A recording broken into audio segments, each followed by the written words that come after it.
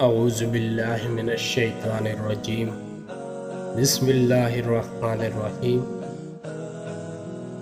میرے دوستو، آج کا موضوع رمضان المبارک کے بارے میں ہے کہ آقا دو جہاں حضرت محمد صلی اللہ علیہ وآلہ وسلم رمضان المبارک میں کس طرح کے اہتمام فرماتے، کیا وہ تبلیغ فرماتے اپنے اصحاب کرام سے، اور کیا وظائف اور کیا عبادات وہ فرماتے تھے۔ آپ صلی اللہ علیہ وسلم نے فرمایا کہ اے ایمان والو، اگر تمہیں یہ پتہ چل جائے کہ رمضان کیا ہے تو تم آرزو کرو گے کہ پورے سال ہی روزے رہیں۔ تو یہ ہے وہ رمضان کی فضیلت، وہ عظمت جو اللہ تعالیٰ نے اپنے محبوب کے صدقے ہمیں یہ انعام عطا کیا، اور یہی برکت عظمتیں اللہ تعالیٰ نے اس رمضان المبارک کے مہینے کے دامن میں ڈال دیا۔ اللہ تعالیٰ خود فرماتے ہیں کہ اے ایمان والو، تم پر روزے فرض کیے گئے ہیں جس طرح تم سے پہلے لوگوں پر فرض کیے تھے۔ تو اس سے مراد یہ ہے کہ یہ کیوں فرض کیے گئے ہیں، تو آگے بھی اللہ تعالیٰ نے فرمایا کہ ایمان والو، یعنی ایمان والوں سے مخاطب ہو کر فرمایا تاکہ تم لوگ پرہیزگار بنو اور اپنے اللہ کے عبادت میں مشغول رہو۔ تو روزے کی فرضیت کا یہ نتیجہ ہے کہ ہم تقوی اختیار کریں اور اللہ کے تابع رہیں، یعنی تقوی کو اختیار کرنا ہے۔ اس آیت مبارکہ میں 3 چیزیں بیان کی اللہ تعالیٰ نے۔ پہلے تو یہ اللہ تعالیٰ نے فرما دیا کہ اے لوگوں، یعنی اے ایمان والو، تم پر روزے فرض کیے گئے ہیں، یعنی جو ایمان لائے سچے دل سے اللہ کی اطاعت کرتے ہیں اور اس کے رسول کی اطاعت کرتے ہیں، تو وہ سچے ایمان لائے ہیں اور وہی ایمان والے ہیں، نہ کہ صرف منہ سے، یعنی دل سے کلمہ نہ پڑھا ہو اور وہ خود کو ایمان والا کہے، تو وہ ایمان والا نہیں ہو سکتا جب تک کہ وہ دل سے کلمہ نہ پڑھے اور اللہ اور اس کے رسول کی اطاعت نہ کرے۔ اور دوسری بات یہ کہ جس طرح تم سے پہلے لوگوں پر فرض کیے تھے، اور تیسرا یہ کہ تم پرہیزگار بنو، یعنی تمہیں تقوی کی دولت سے مالا مال کر دیا جائے اور تم تقوی اختیار کرو۔ تو یہاں پر اللہ تعالیٰ نے ایک تو مسلمانوں پر روزے کا فرضیت کا حکم دیا کہ ایمان والو، تم پر روزے فرض کیے گئے ہیں، یعنی یہ جیسے بھی ہو، جو بھی حالات ہو، آپ نے روزہ رکھنا ہے اور یہ تم پر فرض ہے۔ اور دوسری جگہ ہمیں تسلی بھی دی کہ یہ صرف تم پہ فرض نہیں کیے، بلکہ تمہارے سے پہلے بھی جو لوگ تھے ان پر بھی فرض کیے تھے، یعنی وہ بھی روزے کا اہتمام کرتے تھے، روزے رکھتے تھے، نہ کہ صرف تم لوگ روزے رکھو گے، یعنی کہ وہ لوگ بھی بھوک اور پیاس کاٹتے رہے اور اللہ کی رضا کے لیے وہ مشکلات سہتے رہے اور اللہ کا شکر ادا کرتے رہے۔ تو وہی لوگ قیامت کے روز اعلیٰ مقام پر ہوں گے کہ جس نے اللہ تعالیٰ کا کہا مانا اور رمضان کا اہتمام کیا، یعنی روزوں کا اہتمام کیا۔ ایک واقعہ جو کہ ایک عظیم علماء نے فرمایا کہ حضرت آدم علیہ السلام کے اولاد میں سے تیسرا بادشاہ جو گزرے، ان کے زمانے میں کئی علاقوں میں قحط پڑ گیا تھا، تو انہوں نے تمام لوگوں کو اکٹھا کیا اور اس سے مخاطب ہوئے کہ آپ 3 ٹائم کے بجائے ایک وقت کیا کھانا کھائیں، یعنی ایک وقت کے کھانے کا اہتمام کریں، اور جو باقی 2 وقت کا آپ نہیں کھاتے وہ جہاں پر قحط پڑ چکا ہے وہاں پر آپ بیچ دیں۔ تو سب نے آپ کا حکم مانا۔ جب سب لوگوں نے یہ تسلیم کیا تو اللہ تعالیٰ کو یہ ادا بہت پسند آئی۔ اس وقت میں اللہ تعالیٰ نے اپنے اس وقت کے نبی پر وحی نازل فرمائی اور فرمایا کہ مجھے آپ کی یہ ادا بہت پسند آئی، تو وہ عمل پھر عبادت میں تبدیل کیا گیا، اور اس وقت کے لوگ بھی اس وقت سے روزے رکھنے شروع ہو گئے۔ تو حضرت آدم علیہ السلام کے بعد جتنے بھی انبیاء اکرام گزرے، جو بھی زمانے گزرے، اللہ تعالیٰ نے سب کو روزے کا حکم دیا اور سب نے روزے کا اہتمام کیا اور اللہ تعالیٰ کی عبادت کی۔ پرانی جتنی بھی کتابیں موجود ہیں، جو کلام موجود ہے، سب میں ثابت کیا گیا ہے کہ پچھلے امت بھی روزے کا اہتمام کرتے تھے اور روزے رکھتے تھے۔ پھر اس کے بعد جب آقا دو جہاں آپ صلی اللہ علیہ وآلہ وسلم اللہ کے محبوب دنیا میں تشریف لائے تو آپ رمضان کے فرض ہونے سے پہلے ہی روزے کا اہتمام کرتے تھے، اور یعنی اس سے مراد کہ آپ پہلے سے ہی روزے رکھتے تھے۔ ویسے تو روزہ سن 2 ہجری کو فرض ہوا شعبان المعظم کے مہینے میں، تو روزے کی فرضیت کے بعد حضور کے زندگی میں کل 9 رمضان آئے، جس میں 7 رمضان 29 کے تھے اور 2 30 کے تھے۔ تو یہ یاد رکھیں کہ اگر رمضان کے روزے 29 بھی آئے تو ثواب 30 کا ملے گا، اور 30 کا بھی آئے تو ثواب 30 کا ہی ملے گا۔ نہ اللہ نے اس میں کوئی کمی کرنی ہے، نہ اس میں زیادتی کرنی ہے۔ رمضان کے جو روزے ہیں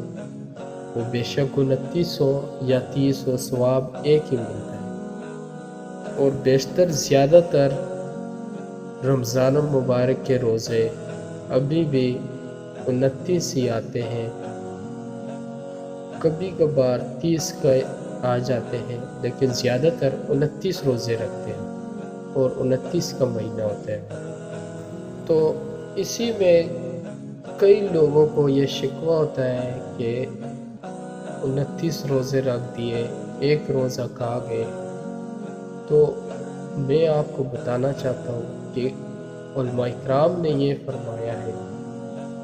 اور میرے حضور نے بھی تو 29 ہی رکھے ہیں نا، انہوں نے 7 مہینے 29 روزے رکھے، اور صرف 2 مہینے اس میں آئے ان کی زندگی میں کہ انہوں نے 30 روزے پورے رکھے۔ تو اس سے کچھ فرق نہیں پڑتا، اگر آپ 29 رکھو گے تو تب بھی آپ کو 30 کا ثواب ملے گا۔ کئی لوگوں کا شکوہ ہوتا ہے کہ ایک روزہ کھا گیا، تو وہ جو روزہ اور جو عید کا اعلان کرنے والا ہے وہ بھی تو کوئی عالم ہی ہے نا، وہ بھی تو علم حاصل کر چکا ہے، اور اسی علم کے ذریعے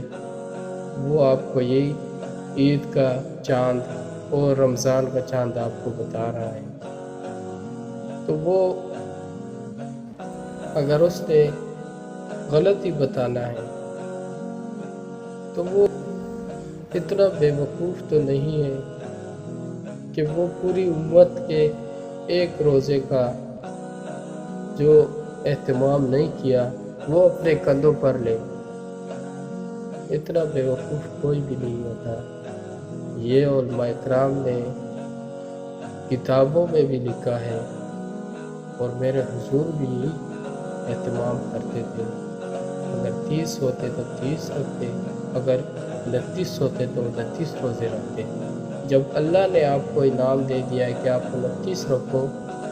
تو آپ کو 30 کا ثواب ملے گا، تو پھر یقیناً اس میں ہمیں کوئی بات نہیں کرنی چاہیے، کیونکہ یہ اللہ کی طرف سے ہے، اور اللہ نے اپنے محبوب کو بتایا، اور آگے صحابہ اکرام سے کرتے کرتے علماء اکرام تک یہ پہنچا۔ تو وہی علماء اکرام ہمیں روزے کے ابتدا کے بارے میں بھی بتاتے ہیں اور اختتام کے بارے میں بتاتے ہیں۔ تو جو آیات کا مفہوم آپ کے سامنے پیش کیا، اس میں آخر میں اللہ تعالیٰ نے فرمایا کہ لعلکم تتقون، یعنی تاکہ تم پرہیزگار بنو یا تقوی کے عمل کو اختیار کر لو۔ یعنی تقوی سے مراد یہ نہیں کہ صرف بھوک اور پیاس ہی آپ کو پرہیزگار بنا سکتا ہے اور آپ کو اللہ تعالیٰ کے اتباع میں داخل کر سکتا ہے، اور نہ اس سے یہ مراد ہے روزہ رکھنے سے کہ آپ رزق کی بچت کریں، کہ آپ کے پاس رزق جمع ہو جائے، نہیں، بلکہ رمضان المبارک میں تو رزق کی کشادگی بھی زیادہ ہے اور آپ کے خرچے بھی بہت زیادہ ہوتے ہیں، اور اللہ تعالیٰ سب سے زیادہ رزق اسی مہینے میں دیتا ہے۔ تو نہ یہ رزق بچانے کا کوئی مہم ہے کہ آپ اس طرح کرنے سے آپ کا رزق بچتا رہ گیا، بلکہ اللہ تعالیٰ تو اور زیادہ عطا کر دیتا ہے اسی مہینے میں، کیونکہ اس کا مقصد اللہ تعالیٰ نے اس کا جو ثواب ہے وہ اللہ نے قیامت کے روز خود ہمیں عطا کرنا ہے، نہ کہ فرشتوں نے جو لکھا ہے وہ رمضان کا بھی روزہ لکھے گئے، نہیں، روزے کا ان سے کوئی تعلق نہیں۔ یہ اللہ نے فرمایا کہ جو ایمان والا ہے وہ روزہ میرے لیے رکھتا ہے، تو یقیناً اس کا جو انعام ہے وہ بھی میں خود ہی انہیں عطا کروں گا۔ تو یہ روزے اللہ کی رضا کے لیے ہوتے ہیں۔ تو جو اللہ تعالیٰ نے تقوی کا بیان کیا کہ روزہ رکھنے سے آپ کو تقوی حاصل ہوگا، بھوک پیاس کاٹنا وہ نہیں، بلکہ اس سے ایک اور بھی اور خاص جو اللہ تعالیٰ نے بیان فرمایا کہ آپ اس سے اپنی نفس اور شیطان سے بچ سکتے ہو، یعنی آپ اپنے پر بھی قابو کر سکتے ہو روزے کی بدولت سے، اور شیطان سے بھی آپ حفاظت کر سکتے ہو خود کی۔ تو یہ جو دو دشمن ہے، ایک شیطان اور ایک ہماری اپنی نفس، تو انہی میں سے اب وجود کا مقابلہ ہے، اور سب سے بڑا دشمن نفس ہے، کیونکہ جب شیطان کو اللہ تعالیٰ نے فرمایا کہ حضرت آدم علیہ السلام کے سامنے سجدہ کرے تو اس نے منع کیا، تو یقیناً اس کے ساتھ کوئی دوسرا شیطان تو نہیں تھا وہ خود ہی شیطان تھا اور اسی کے پاس اپنا ہی نفس تھا اور وہ اس پہ قابو نہ کر سکا، تو وہ اسی وجہ سے وہ شیطان بن گیا۔ تو یقیناً سب سے پہلے اور سب سے بڑا دشمن جو ہمارا ہے وہ ہمارا اپنا نفس ہے۔ ایک زمانے میں ایک بزرگ تھے جو کہ انا یعنی میں کا لفظ اپنے زبان پر لاتے ہی نہیں تھے، یعنی وہ اس لفظ سے نفرت کرتے تھے کہ شیطان بھی اسی وجہ سے تباہ و برباد ہوا، تو وہ اسی لفظ کو اپنے زبان پر لاتے ہی نہیں تھے۔ تو یہاں پر لوگوں کے بھی بڑے تماشے ہوتے، تو کئی لوگ کہتے تھے بھائی میں نے تو اس کے منہ سے یہ نکلوانا ہی ہے، میں نے تو جا کے اس کے منہ سے یہ انا کا لفظ نکلوانا ہے۔ تو وہ لوگ جو تھے وہ بزرگ کے پاس پہنچے، نماز کا وقت قریب تھا، تو پاس بیٹھے تو کہنے لگے کہ حضور ہمارا کچھ سوال ہے آپ سے۔ تو بزرگ نے کہا کہ ہاں جی بتائیں آپ کیا معاملات ہیں جو آپ میرے ساتھ کرنا چاہتے ہیں۔ تو اس شخص نے کہا کہ شیطان کو کس نے تباہ کیا؟ تو یقیناً اس کا جو جواب ہے وہ میں یعنی میرا نفس یعنی انا۔ تو وہ لوگ اسی بات کو لے کر ان کے منہ سے نکلوانا چاہتے تھے کہ وہ بزرگ بھی کہے کہ شیطان کو میں نے یعنی ان کے اپنے نفس نے تباہ کر دیا۔ تو وہ بزرگ بھی صحیح سیاڑے تھے، تو انہوں نے بتایا کہ چلو بیٹا آپ ایسا کریں کہ پہلے نماز پڑھتے ہیں، پھر اس کے بعد اس بات پہ آپ کو میں بتا دوں گا۔ تو وہ نماز کے لیے تیاریاں انہوں نے کر لی، تو جب تیاری کی نماز پڑھی سلام پھیرا تو مصلی پر ہی آپ کھڑے ہوئے تو پوچھنے لگے کہ وہ کون شخص تھا جس نے میرے سے پوچھا تھا کہ شیطان کو کس چیز نے برباد کیا ہے۔ تو وہ شخص کھڑا ہو گیا کہ میں نے۔ وہ بزرگ نے فرمایا کہ یہی بات بھی جس نے شیطان کو شیطان بنایا اور اس کو تباہ کر دیا۔ تو جو نفس ہے وہی اور اسی نے ہی شیطان کو شیطان بنایا۔ تو ایک تو ہمارے ساتھ شیطان ہے وہ بھی ہمارے پیچھے پڑا ہے، اور دوسرا ہمارا اپنا نفس جس پر ہم نے خود کنٹرول کرنا ہے، اور ہم نے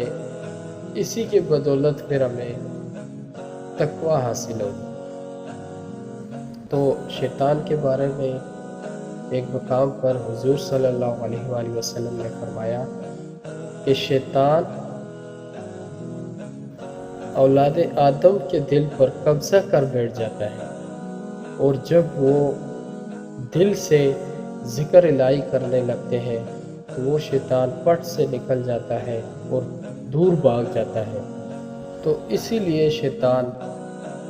دل پر اپنا قبضہ جماتا ہے کہ وہ اس کے قابو میں آ جائے، اور اسی کی بدولت وہ پھر وسوسے ڈالتا ہے۔ اگر ایک شخص کے سامنے کھانے کی ایسی چیزیں پڑی ہو کہ بہت لذیذ ہو، لیکن اگر اس کا دل نہیں کرے گا تو وہ اسے ہاتھ تک بھی نہیں لگا سکتا۔ اگر سامنے اس کے باغات ہو اور پھول کھل رہے ہو، اگر اس شخص کا دل نہیں کرتا کہ وہ وہاں جائے تو وہ وہاں کبھی نہیں جائے گا۔ جب تک وہ اس کا دل نہیں چاہتا تو وہ کوئی بھی کام نہیں کرے گا۔ تو پھر یہ سوچنا پڑے گا کہ اگر یہ دل آپ کے شیطان کے تابع ہو گیا تو پھر وہ وہی کرے گا، اور پھر آپ کے جو اعضاء ہیں وہ وہی کام کریں گے جو شیطان نے آپ سے کروانے ہو۔ اور اس کے دوسری طرف اگر آپ کا دل اللہ اور اس کے رسول کے تابع ہو گیا تو آپ کی زندگی بھی بدل جائے گی، اور آخرت میں آپ دنیا میں بھی کامیاب ہوں گے اور آخرت میں بھی۔ دنیا میں آپ کو وہ ساری نعمتیں اللہ اس طرح برسائیں گے کہ آپ کو یقین بھی نہیں ہوگا، اور وہ چیزیں آپ کو عطا ہوگی۔ اور آخرت میں بھی اور قبر میں بھی آپ کو ہر نعمت سے، ہر انعام سے آپ کو مالا مال کیا جائے گا۔ تو اسی کی بدولت اللہ تعالیٰ نے مجھے اور آپ کو یہ رمضان المبارک عطا کیا۔ آپ صلی اللہ علیہ وسلم فرماتے ہیں کہ رمضان المبارک میں شیاطین کو بند کر دیا جاتا ہے، زنجیروں سے باندھ دیا جاتا ہے، اور جنت کے دروازے کھول دیے جاتے ہیں، دوزخ کے دروازے بھی بند کر دیے جاتے ہیں۔ تو یہ عالم ہے رمضان المبارک کا۔ تو جو ہمارے دو دشمن تھے، یعنی ایک نفس اور ایک شیطان، تو اس رمضان کے صدقے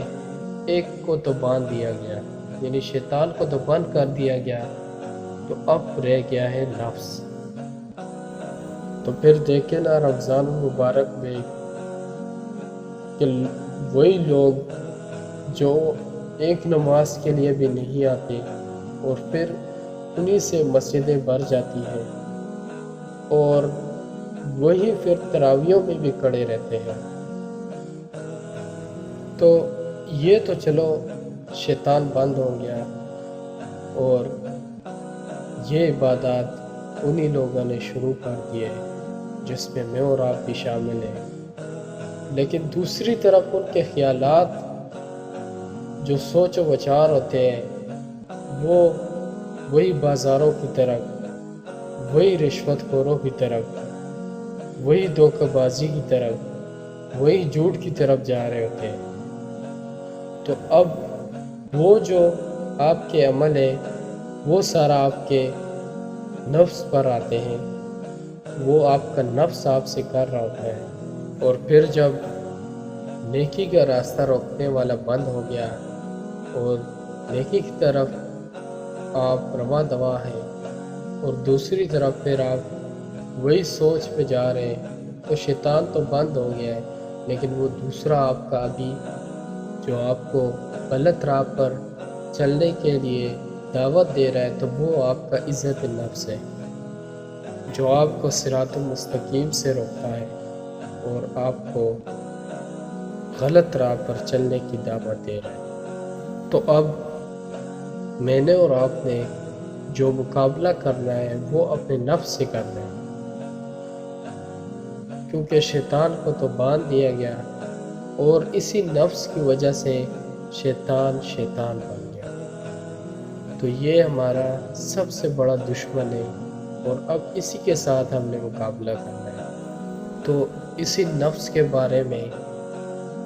علامہ اقبال کے ایک شاگرد، جو علامہ رومی رحمۃ اللہ علیہ کے نام سے ہے، انہوں نے اس شخص کا راستہ بتایا۔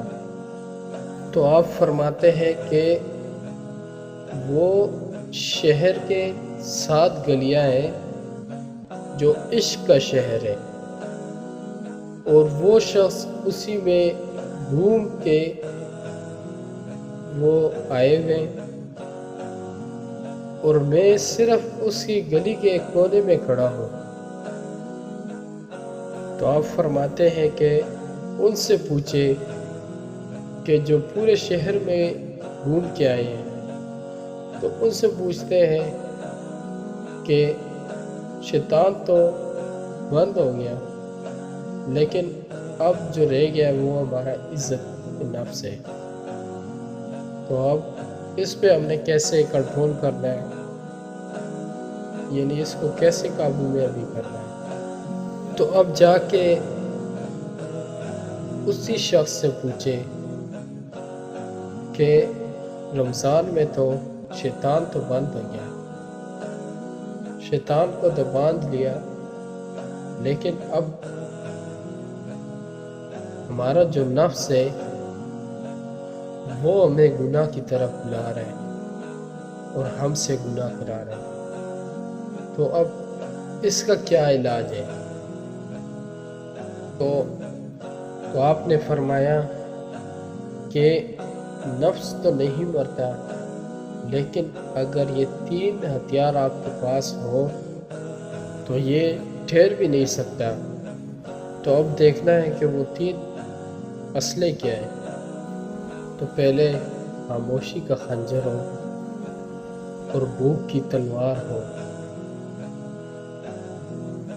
اور تنہائی کا نیزہ ہو۔ تو یہ 3 اصلیں ایسے ہیں کہ اگر اس کو لے کر آپ نفس پر ٹوٹ پڑے تو آپ کے لیے نفس سے مقابلہ آسان ہوگا۔ تو اس میں پہلے ہے خاموشی، یعنی خاموشی اختیار کرنا۔ آپ صلی اللہ علیہ وسلم نے فرمایا کہ جو خاموش ہو گیا وہ نجات پا گیا۔ تو انسان کی زندگی کے جو زیادہ تر آفتیں ہیں وہ اس کی زبان سے ہیں۔ تو اگر دیکھا جائے تو سب سے زیادہ گناہ ہماری زبان کرتی ہے، جھوٹ بھی بولتی ہے، گالیاں بھی دیتی ہے اور غیبت بھی کرتی ہے۔ تو اسی زبان سے ہم زیادہ گناہ کرتے ہیں۔ آپ صلی اللہ علیہ وسلم نے فرمایا کہ مجھے آپ زبان کی اور جو آپ کی عزت نفس ہے اگر اس کی ضمانت دے دو تو میں آپ سے وعدہ کرتا ہوں میں آپ کو جنت دوں گا۔ یعنی آپ صلی اللہ علیہ وسلم نے فرمایا کہ اگر آپ اس کی ضمانت دیتے ہو تو اس کی بدولت میں آپ کو جنت اللہ سے مانگ کے دے سکتا ہوں۔ تو انسان کی سب سے زیادہ گناہ اس کی زبان سے اور اس کی جو عزت نفس ہے اس سے ہے۔ تو جو دوسرا اصلہ ہے وہ ہے بھوک۔ تو اس کے بارے میں آپ صلی اللہ علیہ وسلم نے فرمایا کہ اے نوجوانوں سے مخاطب ہو کے فرمایا کہ اے لوگوں، اگر تم میں سے کوئی شادی کی طاقت رکھتا ہے، یعنی بالغ ہے اور وہ شادی کی طاقت رکھتا ہے تو وہ نکاح کر لے، اور اگر نہیں رکھتا تو کثرت کے ساتھ روزے رکھے۔ تو بھوک سے نفس کو روکا جا سکتا ہے۔ اور جو تیسرا ہے وہ تنہائی۔ حضور نے فرمایا کہ اگر مجلسوں میں چغلیاں اور غلط باتیں یہ عام ہو جائے تو پھر تنہائی اختیار کرنا، یعنی جس طرح کے لوگ اکٹھے ہو کے ایک دوسرے کی پیٹھ پیچھے چغلی کرتے ہیں، تو اس سے اچھا ہے کہ تنہا ہو جاؤ تو آپ کو جو عزت نفس ہے، جو نفس پر آپ نے کنٹرول کرنا ہے وہ آپ کو حاصل ہوگا۔ اس سے تنہائی میں رہنے سے آپ اپنے نفس پر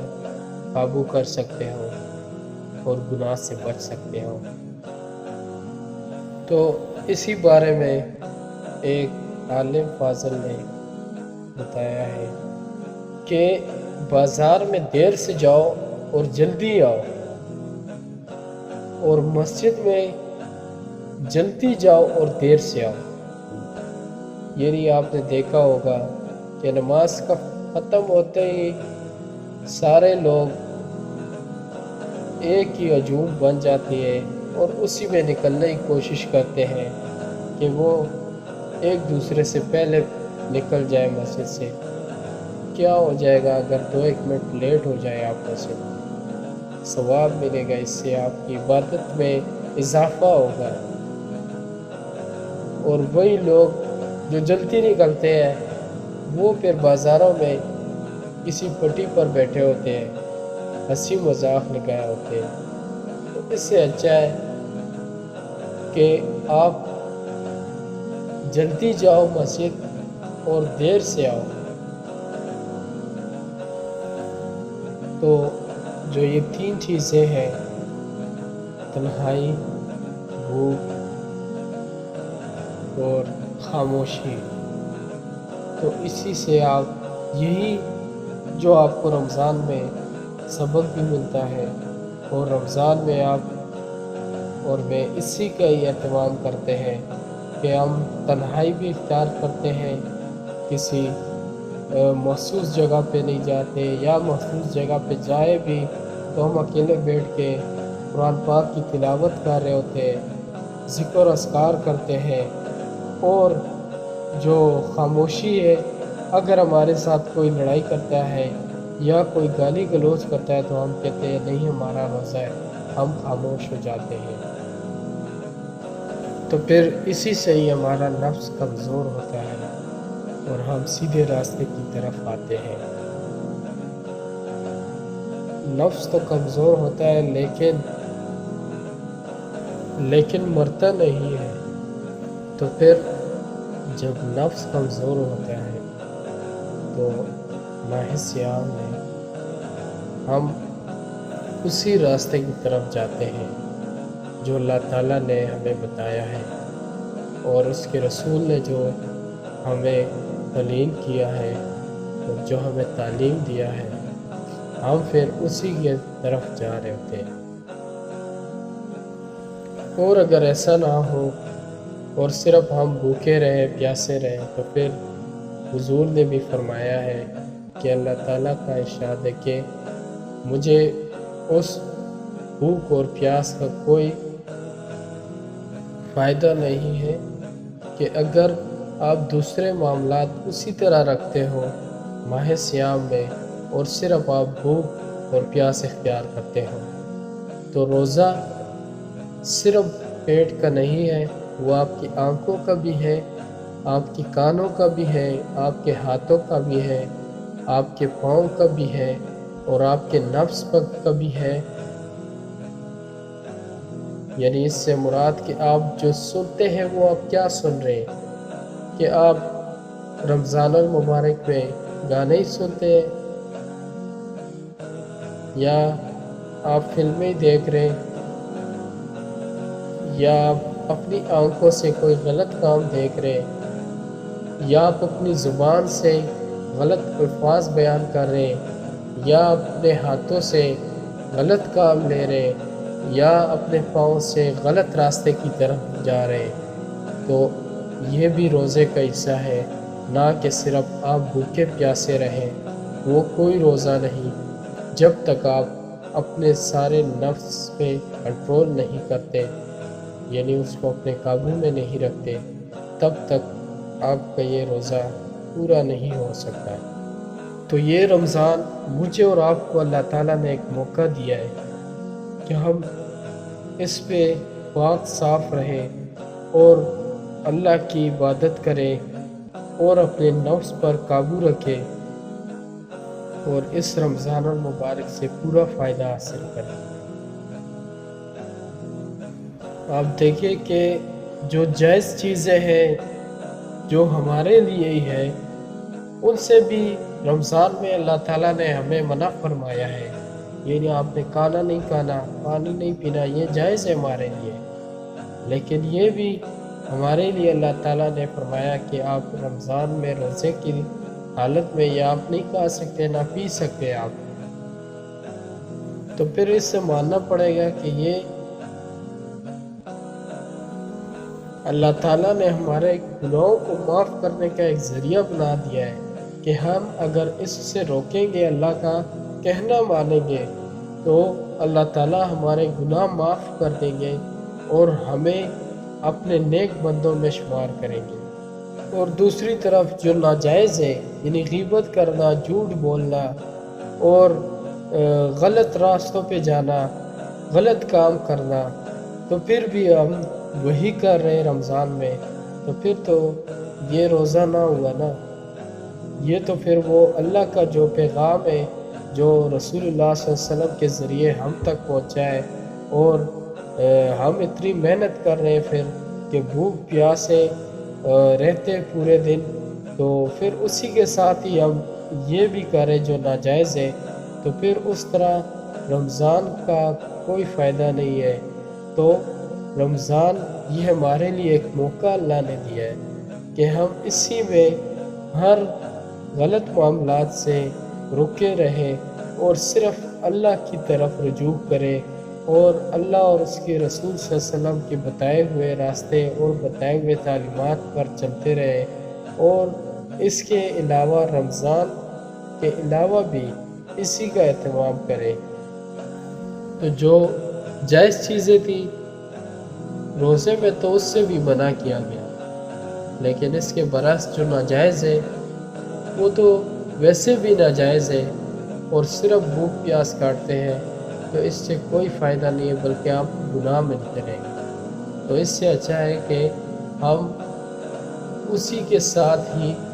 جو بھوک پیاس ہم کرتے ہیں اسی کے ساتھ ہم باقی معاملات کو بھی درست کریں، اور شیطان تو ویسے بھی باندھا گیا ہے، اب ہمارے نفس ہے تو ہم اس پر اپنا قابو رکھیں، اور اسی کی بدولت ہم اپنے رمضان المبارک کے روزے رکھیں، اور عبادات و ریاضات، ذکر و اذکار کا اہتمام کریں اور اسی میں مشغول رہیں۔